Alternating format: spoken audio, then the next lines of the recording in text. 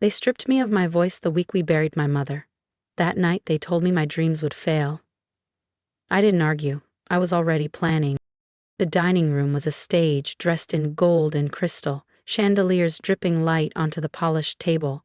The Harrington crest, lion rampant, was embroidered into each white linen napkin, its threads catching the glow like it had something to prove. Outside the windows, Chicago's December cold pressed against the glass. But the frost here was in the glances, not the air.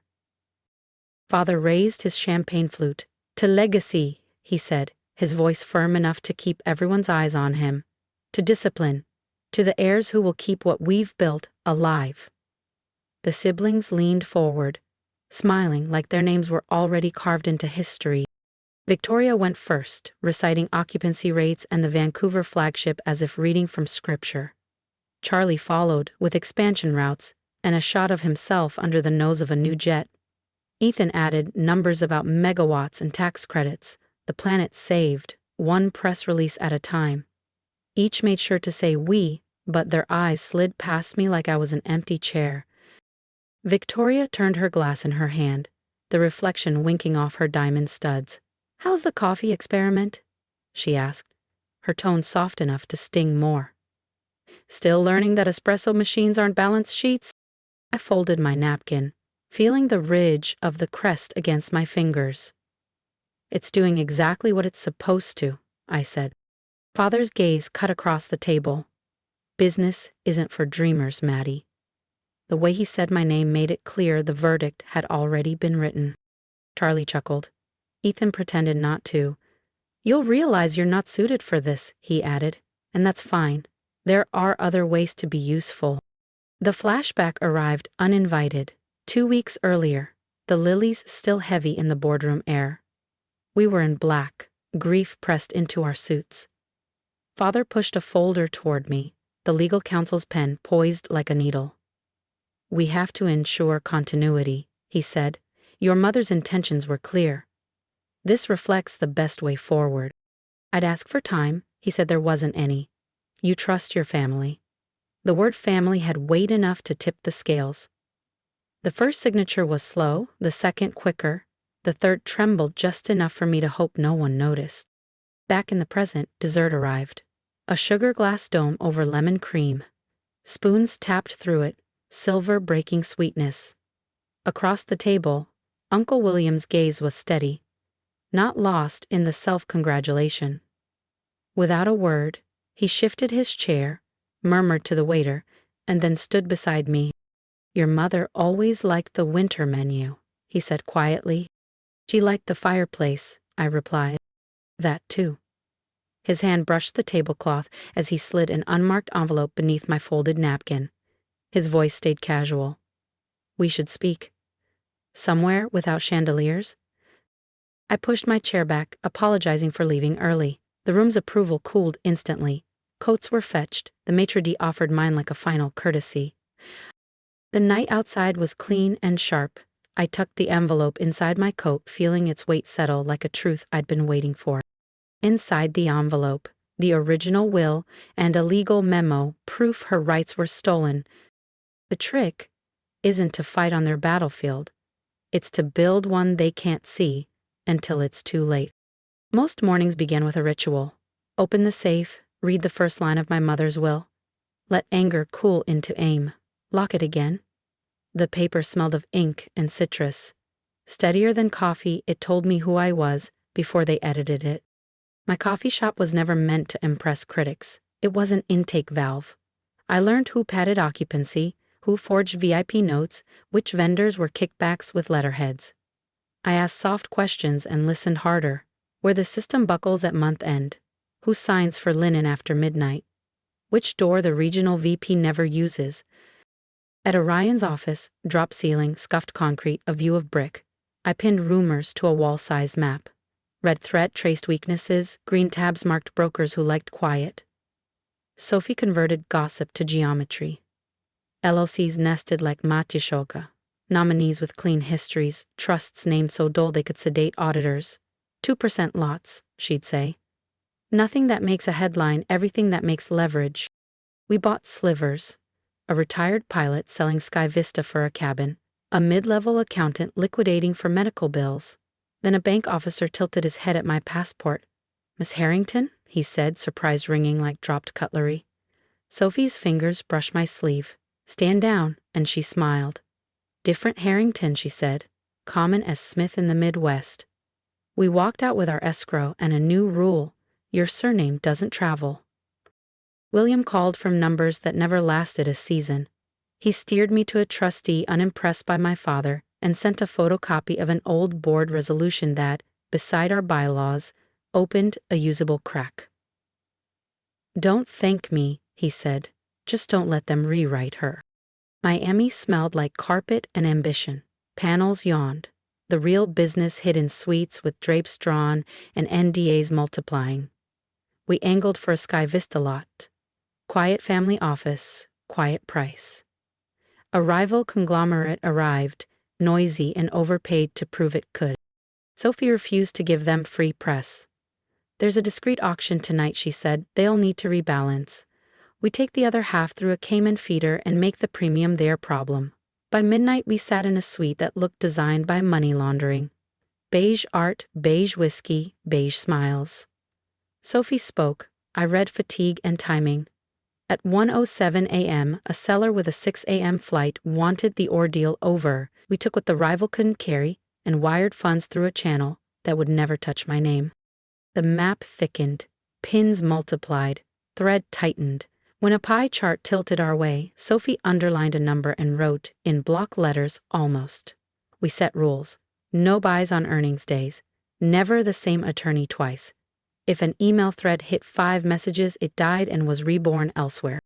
Once a week, I shut the door, read the sentence that named me as my mother had known me, and pictured her at the piano, humming the left hand, until I found the right. The anger no longer burned.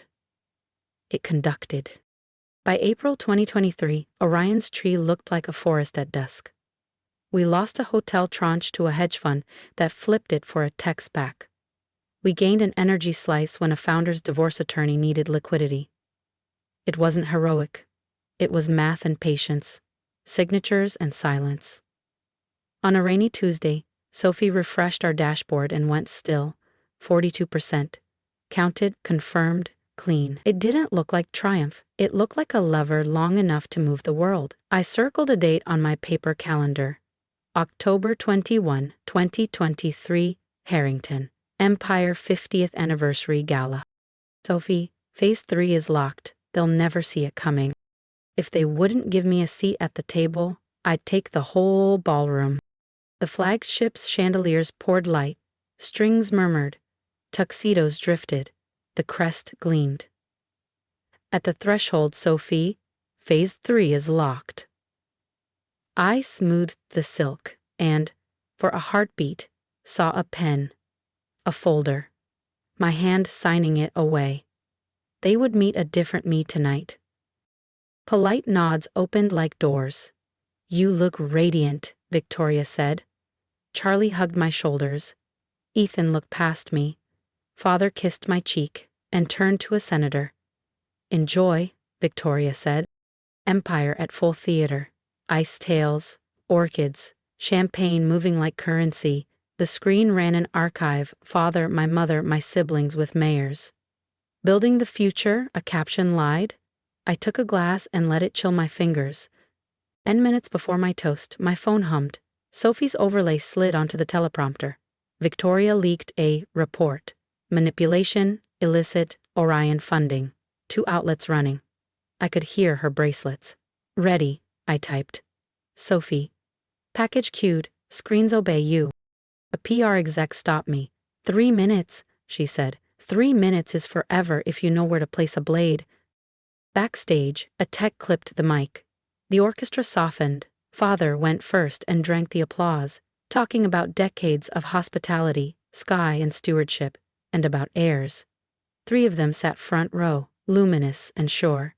I was 4th, useful for surprise. "Please welcome Madeline Harrington," he said. Applause. I stepped into the light. "Good evening," I said, thanking donors, staff, and partners. I congratulated Victoria for occupancy, Charlie for routes, Ethan for megawatts. Then the screen behind me flickered. Photos dissolved into an organizational chart so clean it looked like a floor plan. Orion Group at the apex. Lines cascading into subsidiaries and holding entities. A second slide, audit letters, signatures in blue. A third, funding sources scrolling. This will be brief, I said. A story is circulating that Orion manipulates markets and runs on shadow money.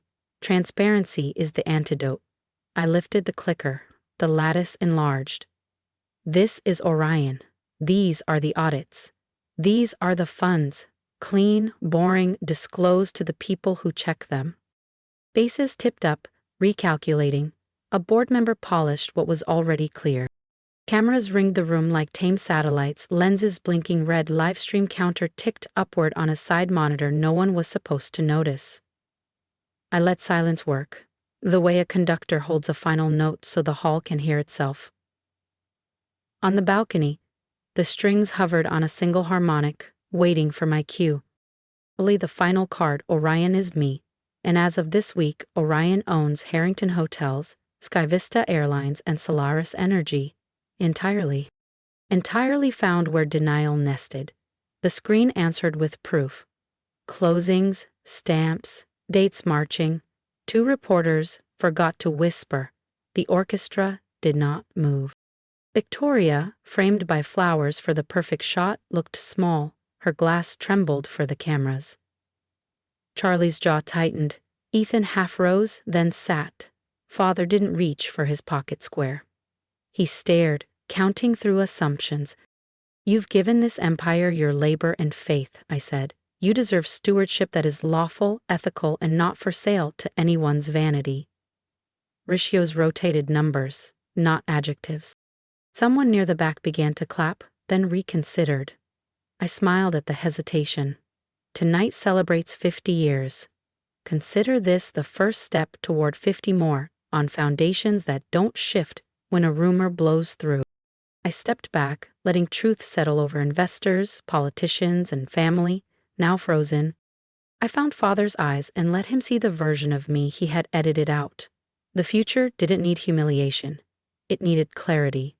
Lights hot on my shoulders, the screen cool behind me, bearing my name without apology. I lifted my chin a degree and said, "And that's just the beginning. If you've been holding your breath with me this far, you'll want to stay for the moment the tables turn even further. Follow the channel now so you don't miss the next chapter." Empires fall faster than they rise, especially when they've rotted from the inside. By the time I stepped into the executive boardroom, the skyline was still wrapped in the pale, unforgiving light of October. Glass walls reflected every movement, every blink, a perfect stage for a dismantling. I placed one thick binder at each seat, their weight landing with a quiet authority. No one spoke, but I could feel my siblings' eyes tracking the gesture like cornered animals. Victoria broke first. "What is this?" Her voice was thin, but the diamond earring swung defiantly as she flipped the cover. Charlie leaned back, arms crossed. Ethan didn't even touch his. "Evidence," I said. "Fraudulent valuations on the Solaris deal, inflated vendor contracts at Sky Vista, kickbacks routed through 2 shell accounts." I kept my tone level, like I was reciting a weather report. Victoria laughed, sharp, brittle. "Fabricated." I gestured toward the audit letters projected on the screen behind me, the same ones I'd shown last night. "Third-party verified, all notarized." A quiet rustle drew every head toward William at the far end. He opened a leather portfolio and slid forward 2 items. The first, the original will, intact and signed by my mother and father. The second, a printed 2018 internal email from Victoria to the General Counsel, instructing the preparation of an amendment, the very one that stripped my voting rights. The room chilled, even Robert Sr.'s gaze flickered. "With this," I said, tapping the will, "my original rights are reinstated, and under Section 12 of the bylaws I am invoking the for-cause removal clause." I flipped to the marked tab in my binder. Material adverse effect, triggered by documented fraud and willful misconduct. Sophie, seated near the door, nodded to the legal team she'd brought in. Copies were distributed to the independent audit committee. No one could claim they hadn't been informed. Charlie muttered something about dragging this into court. William's voice cut clean through. The vote is binding under Delaware corporate law, you know that. We moved to the formal roll call. Names ticked off, hands raised. Every director except my 3 siblings voted yes. Robert Sr. hesitated, his pen hovering, before finally marking his ballot. When the motion passed, the board secretary read it aloud. Removal of Victoria Harrington, Charles Harrington Jr., and Ethan Harrington from all positions, effective immediately. The words echoed like a gavel strike. The door opened. 2 discreet security officers entered, their presence unspoken but absolute. Victoria shoved her chair back, muttering about vendettas. Charlie swore under his breath. Ethan walked out without looking at anyone. As they disappeared down the hallway, I stepped to the window. Outside, workers on scaffolding had already begun lowering the Harrington Empire letters from the facade. Beneath, the polished steel panels gleamed with the first half of their replacement, Orion Group. Underneath the words HQ, I, OA, R, E. Robert Sr. lingered by the door, his expression unreadable, a flash of something between pride and regret crossing his face before he left. I sat down at the head of the table. The view was the same as it had been for decades, but the air felt different, clearer, less stale. The chair's leather creaked as I leaned back, letting the reality settle. My phone buzzed. A single text from Sophie. Victoria's corner office is cleared. Your desk is ready. They once locked me out of the boardroom. Now they knock before entering my house. The front gates opened with the slow, deliberate grace of someone who had nothing left to chase. I stood in the foyer of what had been Victoria's mansion, now mine, watching the headlights cut across the manicured drive. The portraits were still in their gilded frames, but the eyes in them seemed to follow me now. Sophie managed arrivals like a conductor cueing an overture. Victoria was first. Navy silk, chin high, gaze flicking over the art she once boasted about sourcing. Charlie followed, his smile careful, hands empty. Ethan came last, crisp as ever, his cufflinks catching the candlelight in the dining room. Welcome, I said, gesturing toward the long table set under the chandelier. The crystal gleamed, the silverware aligned like a contract signature. I took the head seat without hesitation. Conversation hovered on safe topics, travel, weather, the gala's press coverage, but the air carried a quiet awareness. Nothing here belonged to them anymore, except the invitation I had extended. When the plates were cleared for the main course, I laid out a slim folder beside each setting. Your new roles, I said, entry level. Orion's hospitality, aviation, and energy divisions. You'll learn them from the ground up, earn your place, earn the name. Victoria's fingers brushed the edge of her folder, but she didn't open it. Charlie gave a short, incredulous laugh, but it faded when he met my eyes. Ethan nodded once, the smallest show of acceptance. From my own folder, I slid a report toward my father. First week's performance. Orion's assets have increased by 4%. Debt ratios down, market confidence up. His hands lingered on the cover before he opened it. Sophie wheeled in a polished wood box. Inside lay the code of stewardship, leather-bound, embossed in silver. Every Orion executive signs this, I said. It commits to lawful governance, ethical leadership, and long-term preservation of the legacy, ours, not just mine. Robert Sr. read the first page slowly, his thumb resting on my mother's motto printed at the top. When he looked up, the weight in his gaze was different. I misjudged you, he said. I know, I replied, my voice even. The candles flickered in a draft as Sophie stepped to my side. The press is outside. Ready for the photo? I rose, smoothing my jacket. Let's give them something worth remembering. I've fought battles you couldn't see, and tonight I stood in the place they swore I'd never reach. If my journey made you feel something, pride, anger, hope, tell me. Share your thoughts, your questions, your own stories of defying the odds. Your voice matters here as much as mine did in that boardroom. If there's one lesson I'll pass on, it's this. Never let someone else write the ending for you. Learn in silence, plan in shadows, and step into the light only when you're ready to win. Stand your ground, build your own table, and when you do, own the room.